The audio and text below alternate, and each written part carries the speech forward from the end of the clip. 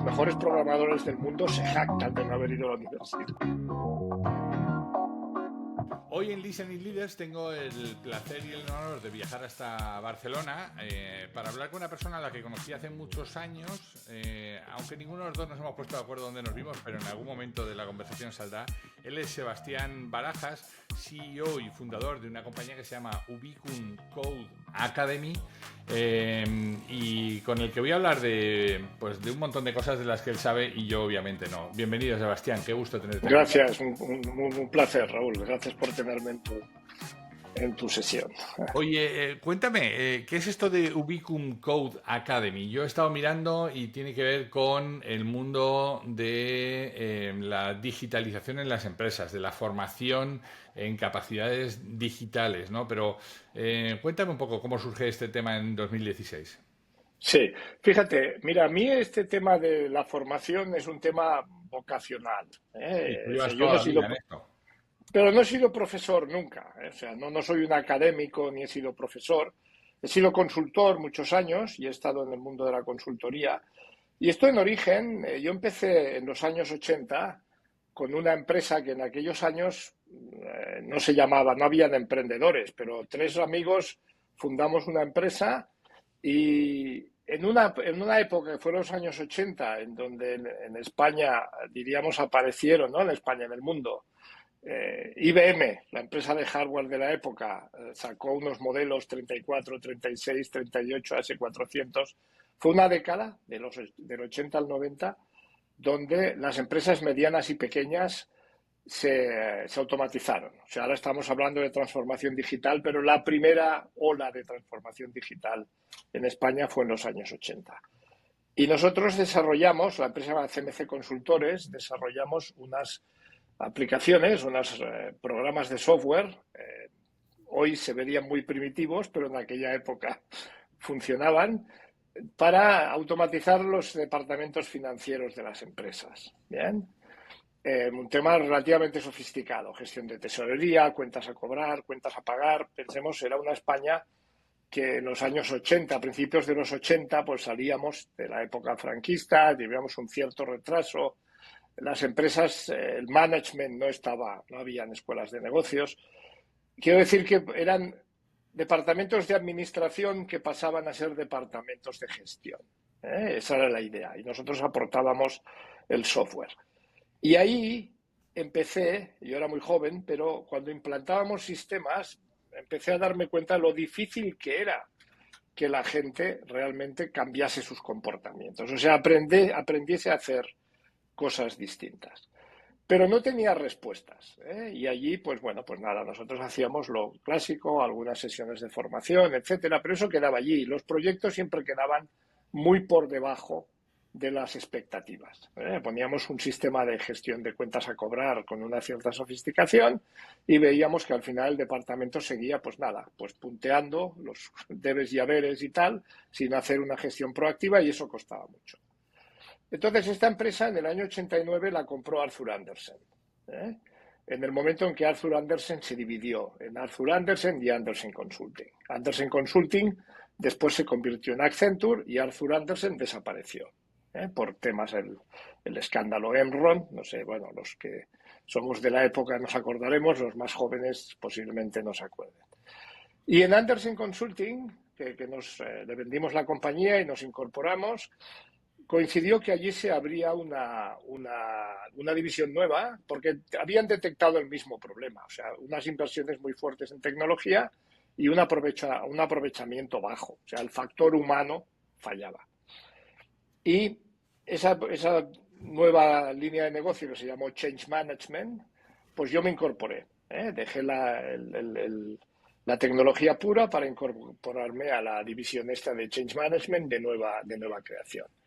Y trataba precisamente de esto, o sea, qué cosas hay que hacer en las personas para que haya una transformación efectiva, que las inversiones, las fuertes inversiones en tecnología, etcétera, diríamos, rindan el resultado esperado, que solo por la mera implantación de tecnología no sucedía. Y dentro de esta división se financió un proyecto en la Northwestern University en Chicago, que se denominó The Institute for the Learning Sciences, el Instituto para las Ciencias del Aprendizaje, y allí se contrató una persona que en aquel momento era el responsable, el director del Departamento de Inteligencia Artificial y Cognitive Science en Yale, que se llamaba porque falleció hace 2 años, Roger Schank. Y yo tuve la oportunidad de conocer de cerca este proyecto.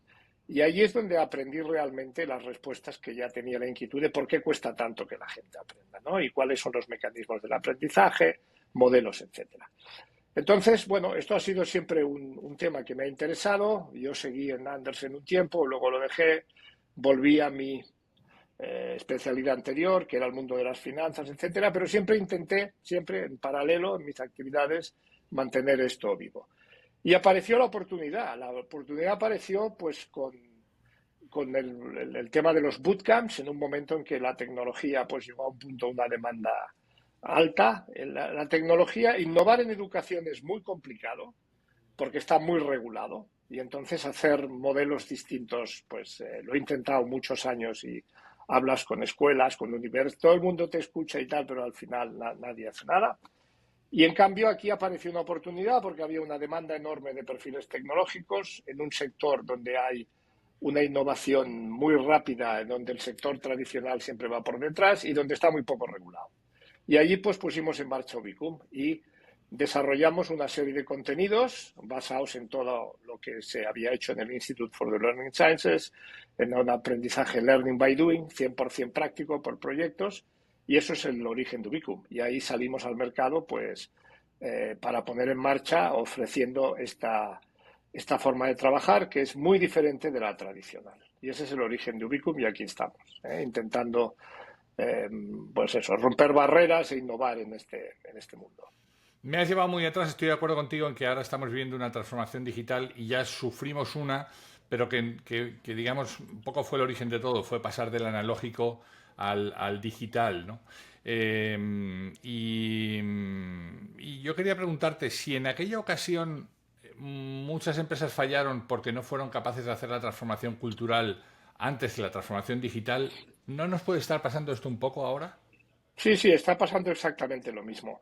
Al final las empresas no fallaron, lo único que en vez de tomar 2 años tomó 8. O sea, Ya. quiero decir que todo el mundo implantó la contabilidad, la automatización de almacenes, o sea, toda la mecanización de la Bueno, primera ola todo el se mundo acabó haciendo. todo el mundo de los que sobrevivieron. ¿Cuánta gente no se quedó Bueno, en el camino? también es verdad, ¿eh?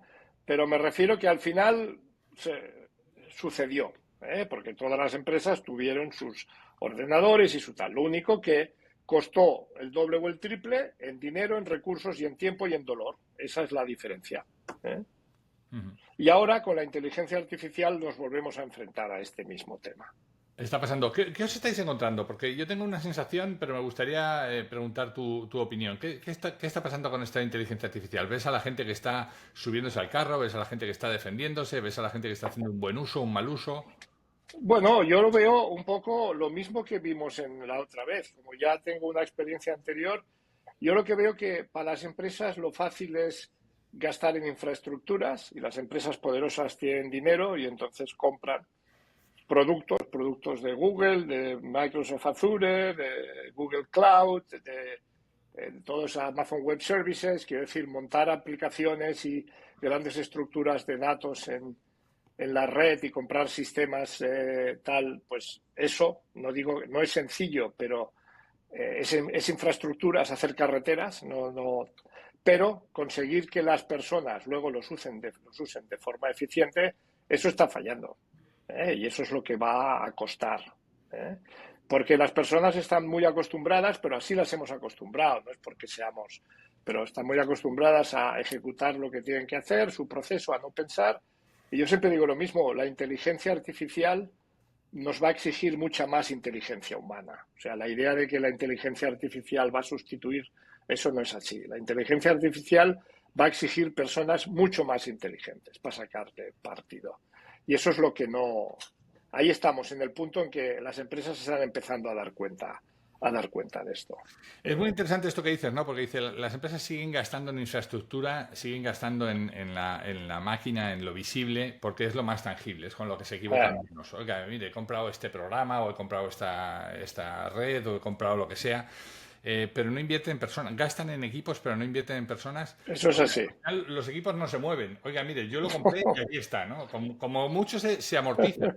Pero las personas se te mueven y dices, wow, y si le invierto a las personas y se me van, y yo siempre digo, y si no, prueba a no invertirles y que se te queden. Eso sí que es un drama, Exacto, ¿no? sí, sí, sí, sí, es exactamente así.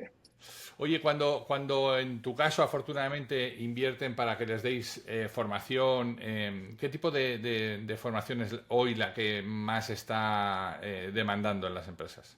Sí, yo también te digo, para aclarar, mi mercado es todavía B2C, o sea, Ajá. yo voy a personas que ven que su empresa está invirtiendo muy fuertemente en temas digitales y que ellos no tienen estas habilidades y se Ya, anticipan, ¿eh? No están esperando a la empresa. ya. O sea, tú no En vas a la algunos empresa, casos, sino al individuo que dice, me voy a buscar la vida porque aquí... exactamente, ese es ahora mi cliente. ¿Eh? Ujú. El individuo que dice, oye, yo soy un ingeniero, llevo 10 años de carrera o 12 años de carrera, tengo 36 años, me queda mucho por delante y estoy viendo que esto lleva a un cambio. Aquí, bueno, pues todo el mundo está hablando de Machine Learning, están gastando un montón de dinero en Amazon Web Services, en crear estructuras de datos en la nube, recogemos datos en la planta constantemente, yo no tengo ni idea. Dice, y no me voy a esperar, porque si me espero me puede pasar cualquier cosa, entonces voy a tomar la iniciativa. En algunos casos toman la iniciativa y lo pagan de su bolsillo, en otros casos la empresa les ayuda o les paga, pero la iniciativa la toma el, el individuo. ¿Eh? ¿Por qué? Pues porque las empresas, yo con las que he hablado y lo que hay, cuesta mucho. No están todavía en el modo de invertir fuertemente en, eso, por desgracia, yo creo que va a volver a pasar lo que pasó en su día, o sea, la ola inicial que te comentaba antes. O sea, van a llegar tarde. ¿Por qué? Porque cuesta invertir en personas. ¿Eh? No, porque cuesta ya no solo dinero, porque las empresas pueden tener dinero y hay ayudas y tal, pero bueno, es que capacitarse a fondo, en algo complejo como es lo que estamos hablando, el Machine Learning, Data Analytics, desarrollo de software, análisis de procesos, aplicar la inteligencia artificial a la productividad, requiere tiempo.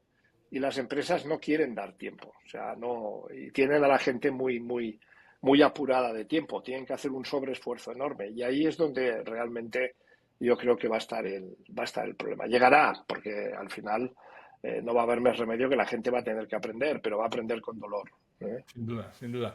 Fíjate que una de las preocupaciones que sigue existiendo en muchas de las empresas con las que yo trabajo es seguir revisando los protocolos, los procedimientos, los procesos, ¿no? Seguir en esa parte que, como tú decías, Har, cuando les falta contarles cuál es el propósito, para qué están ahí, ¿no? Porque cuando tú a la gente le cuentas cuál es su propósito, cuál es el para qué, en ocasiones ellos te ponen sus procedimientos, sus protocolos y se olvidan Siempre, de sí, esto, sí, ¿no? sí, sí, sí. Y por eso digo, y ahí es lo que te decía, o sea, la persona realmente inteligente va a aprovechar un montón todas las herramientas que vienen. Pero hay que dejarla, porque no se la podemos imponer. Porque estas herramientas, al menos las que yo voy conociendo y con las que voy trabajando, necesitan realmente pensar mucho qué trabajo hago, experimentar, cómo lo aplico, etcétera. Y eso no te puede venir impuesto desde fuera. ¿Eh? Fíjate que hay un panorama aquí que yo coincido con alguien a quien se lo he escuchado, que dice, mira, la inteligencia artificial a los tontos les va a hacer más tontos y a los listos les va a hacer infinitamente más listos, ¿no? Más Porque listo, eso es totalmente cierto. las Estoy de capacidades acuerdo, sí. que tú... Ahora, tienes que usarla bien, tienes que, ¿sabes? No es lo mismo, yo le escuchaba al Mago More, que es una persona, un español que también se dedica mucho al mundo corporativo, que decía, claro, no es lo mismo preguntarle a la IA acerca del Quijote en general, que te va a dar cuatro cosas generales Sí, de todo el mundo, a preguntarle por el capítulo 12 y la relación que tiene el Quijote con Sancho cuando hablan de no sé qué cosa. Ahí cambia ya la cosa, ¿no? Pero exactamente. claro, para eso has tenido que hacer ese trabajo previo, ¿no? Sí, sí, sí.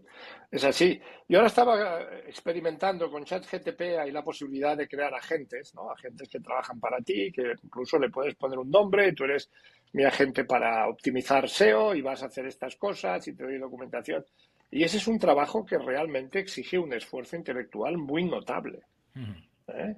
Porque además, bueno, lo tienes que entrenar. Le pides, entonces te da las primeras respuestas, las valoras, ves en qué se ha equivocado, que no te está dando lo que esperabas, le vuelves a dar instrucciones o a mejorar las instrucciones. Todo este proceso exige una capacidad cognitiva de la persona que lo usa y un conocimiento del campo, del subject matter expert, o sea, de la materia realmente profundo. Ahora, una vez lo tienes, bueno, te multiplica la productividad de una forma increíble. Sin duda, sin duda.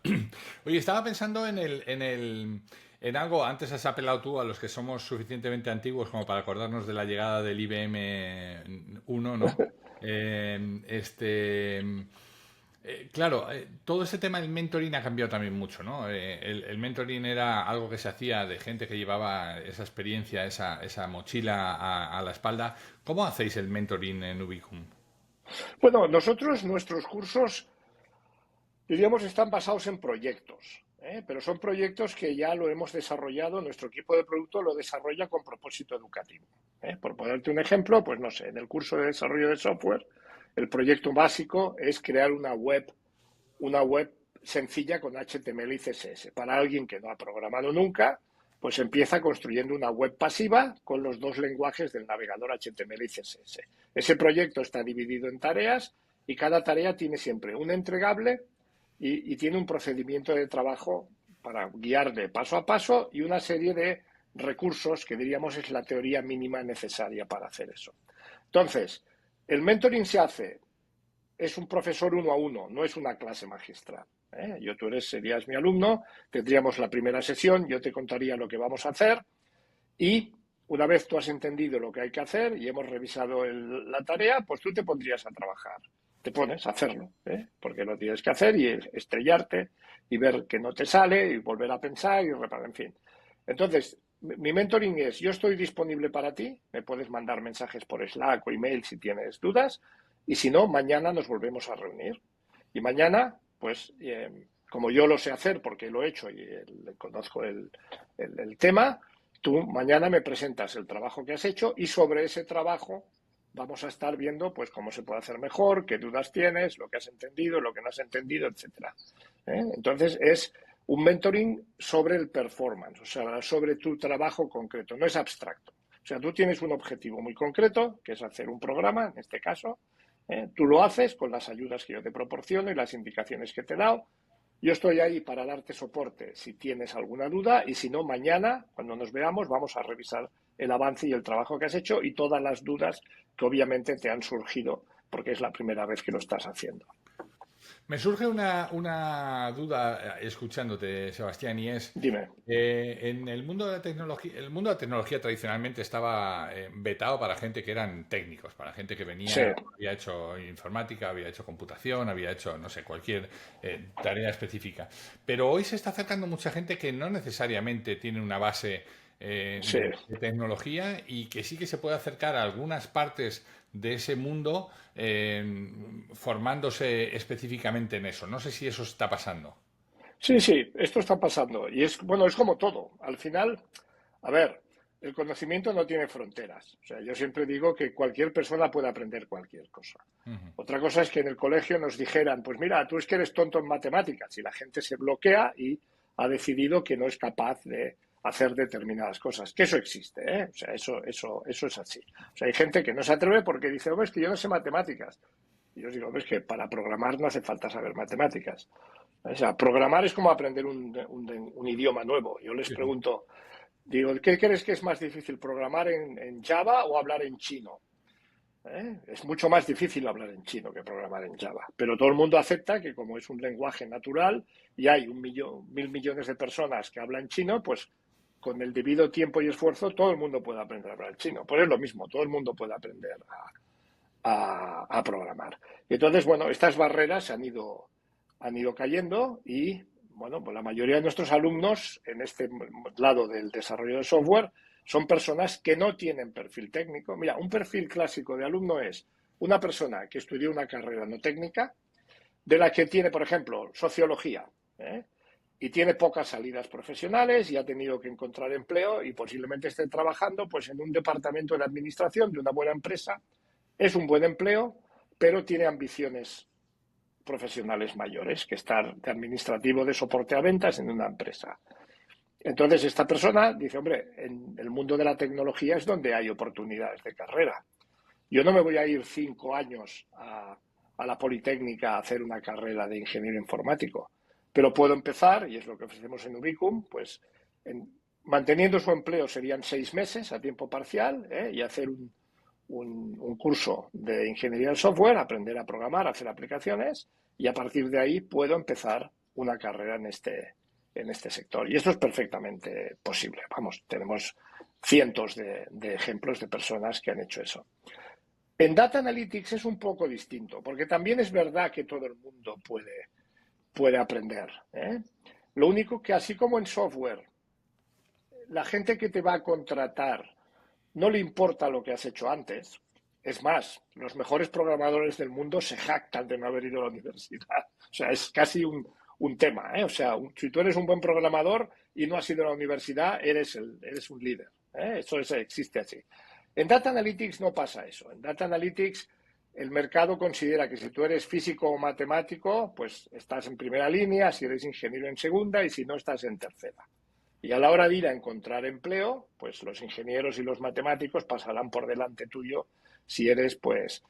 Entonces, ahí hay un poco el decir, bueno, si tú tienes vocación de hacer esto, piensa que a la hora de encontrar empleo como analista de datos te va a costar un poco más porque vas a competir. Porque el mercado tiene prejuicios, no es problema del alumno, ¿eh? O sea que en el proceso de selección, cuando un recruiter siempre tiene 25 currículums, siempre, pues cuando tiene que hacer la primera selección, los criterios son carreras técnicas, pasan, y carreras no técnicas, no pasan. Y entonces cuesta más, ¿eh? Mientras que en desarrollo de software eso no pasa. O sea, tú al final, si sabes programar y haces una prueba técnica, pues te contratan y les es igual lo que hiciste antes. Pero se están rompiendo barreras en ese sentido. Y yo creo que eso es muy positivo. Hemos hablado antes del change management. Estaba yo pensando ahora en cuánta necesidad tienen los altos directivos de las compañías, no el middle management, los altos directivos de entender todo este mundo del Big Data, de entender cómo se gestionan las grandes masas de datos en tu compañía, qué provecho le puedes sacar a eso, qué oportunidades encierra conocer la forma de actuar de tus clientes y ofrecerles lo que viene, ¿no?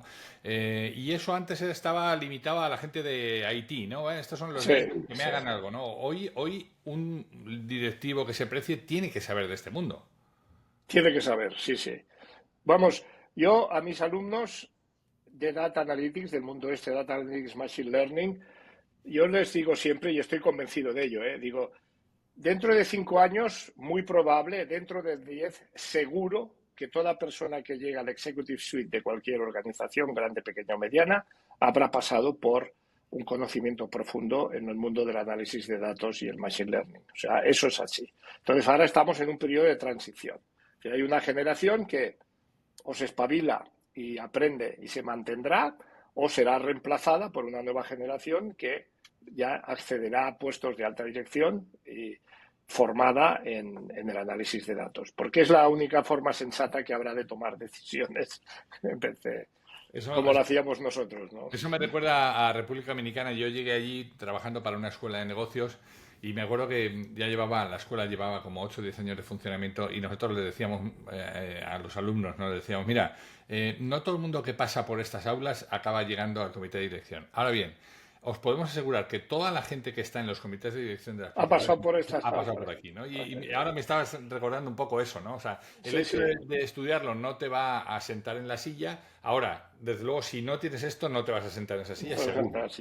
Eso es así, ¿eh? Ese es un camino claro. Quiero decir, el mundo de la toma de decisiones, obviamente habrá siempre la intuición, la inteligencia natural, como muchas cosas, pero habrá un análisis de datos básico importante para empezar a hablar de los temas. Nos gusta siempre en este espacio interesarnos por el líder que hay detrás, por la persona que hay detrás del líder. ¿Cuál es el mayor aprendizaje que estás teniendo en este momento? ¿Qué es lo que estás aprendiendo? Bueno, yo muchas cosas. Yo la verdad es que siempre he tenido una carrera profesional donde siempre me he metido en cosas nuevas. Porque, ya digo, cuando estaba en Andersen me metí en esta división de Change Management, que era nueva, muy difícil en origen. Cuando te decía en CMC, empezamos haciendo software cuando nadie hacía. Entonces, para mí esto es bastante natural, es mi forma de trabajar. Pero bueno, yo, por ejemplo, estoy profundizando personalmente, porque además estoy viendo cómo introducirlo dentro de nuestros cursos y cómo lo estamos introduciendo. Pero el tema de la inteligencia artificial, el ChatGPT, todas las herramientas de tratamiento de imagen, de tratamiento de textos, es que me parece una cosa realmente, hasta que no me he metido, no me lo creía. Y es espectacular lo que se puede hacer. Pero lo que te decía antes, Raúl, me confirma que hay que ser muy bueno para poderlo usar. O sea, que lo que tú decías, hará el tonto más tonto y el listo más listo, eso es 100% seguro. 100% seguro, sí, sí.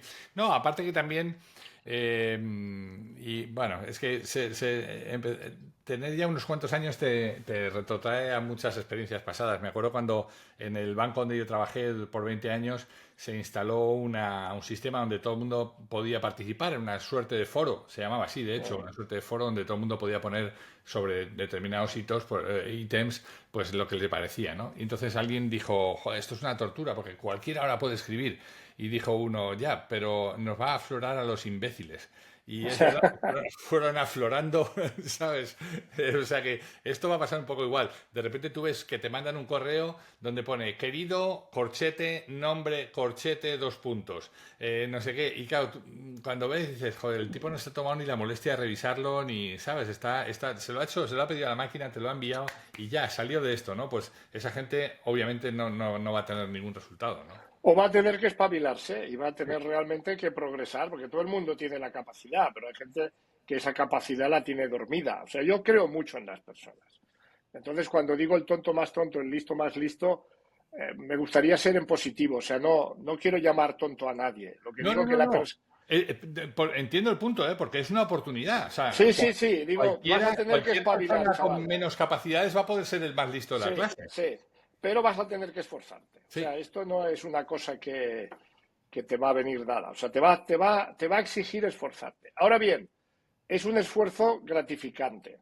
No vas a tener que estudiar para hacerlo. Lo que vas a tener es que practicar, explorar, prueba y error, y vas a tener que estimular y poner al límite tus capacidades. Y eso te va a enriquecer. ¿Eh? sin duda. Oye, Sebastián, cuando hablo con gente de tecnología, siempre me gusta preguntarle, ¿y qué le sigue? ¿Qué es lo que viene? ¿Qué hay? ¿Otra inteligencia artificial 2.0? ¿Qué hay? ¿Los robots ya metidos en nuestras casas? No sé, ¿qué le sigue? Bueno, a ver, vienen muchas cosas, pero siempre han venido muchas cosas. Después la capacidad de asimilarlas ya es otro tema. Yo ahora si quiero, para ser un poco más filosófico, si quieres, llamamos inteligencia artificial a algo que no es inteligente. ¿Vale? O sea, las son herramientas de software muy potentes que simulan procesos de toma de decisión que tenemos los humanos, pero no son inteligentes. O sea, todo lo que hay está hecho por personas y hacen lo que las personas les han dicho que tienen que hacer. O sea, un programa de inteligencia artificial, el algoritmo, por sofisticado que sea, que los hay, que son sofisticados, y los algoritmos de Machine Learning son muy ingeniosos, pero hacen exactamente lo que alguien les ha dicho que haga. O sea, no hay todavía, y no creo que llegue, una máquina que se autoprograme, como hacemos las personas. O sea, las personas, el aprendizaje supone que nos vamos autoprogramando en contacto con la realidad, con el prueba y error y con el razonamiento. Nuestra mente se va programando automáticamente. O sea, vamos haciendo cosas que antes no sabíamos hacer. Y eso, diríamos que las herramientas de inteligencia artificial que vienen a continuación serán muy potentes, alcanzarán muchos campos, cada vez más. O sea, yo lo creo, los lenguajes, los grandes modelos de lenguaje son unas cosas que a mí me dejan enormemente sorprendido. Estoy intentando profundizar cómo trabajan, porque realmente son cosas maravillosas. Luego, pues hay un montón de herramientas que van apareciendo muy específicas para médicos, para arquitectos, que lo que van haciendo es aumentar mucho la productividad. Y eso lo vamos a ver. O sea, quiero decir, yo en los próximos 10, 15 años en las empresas vamos a ver cómo los puestos de trabajo tontos, diríamos. Yo cuando empecé y entrábamos en un departamento de contabilidad, instalábamos un sistema de contabilidad, agarrábamos los libros de contabilidad físicos y los tirábamos a la papelera. Y la persona pasaba de escribir a mano los asientos contables a meterlos en aquellas pantallas, ¿no?, que eran con rayitas verdes y colores, eso. Pero en el fondo no había cambiado demasiado el tema que hacían. Registraban, en vez de registrar en un libro, registraban en una máquina. Ahora no. La inteligencia artificial va a obligar a las personas que lo usen en la empresa a pensar mucho, a mejorar la productividad, a ver exactamente qué hay que hacer, cómo lo podemos hacer mejor, etcétera. Y eso es lo que viene. Yo creo que el gran reto de la inteligencia artificial está en las personas. O sea, en cómo las empresas van a ayudar a las personas o el sistema educativo mismo. O sea, el sistema educativo va a entrar, ya está en crisis, ya lo sabemos, pero va aguantando. Pero no va a aguantar el envite de la inteligencia artificial. No, es que seguimos dando clases como en la antigua Roma, todos igual, de forma todos de forma síncrona en el mismo sitio a la misma hora, porque se cree que el que lleva el conocimiento es una persona y hoy el conocimiento está en otros sitios, ¿no? Por eso digo, entonces, yo digo, lo que viene es un cambio muy fuerte en los próximos años. Vamos a ver software de unas capacidades enormes, pero el software no es inteligente por definición. El software hace cosas muy sofisticadas, pero hace lo que le han mandado unas personas inteligentes que lo han programado, y el uso de ese software va a exigir un montón de cambios en cómo educamos a las personas y cómo entrenamos a las personas. Yo esto es lo que humildemente veo que viene por delante. Sebastián Barajas, CEO y fundador de Ubicum Code Academy.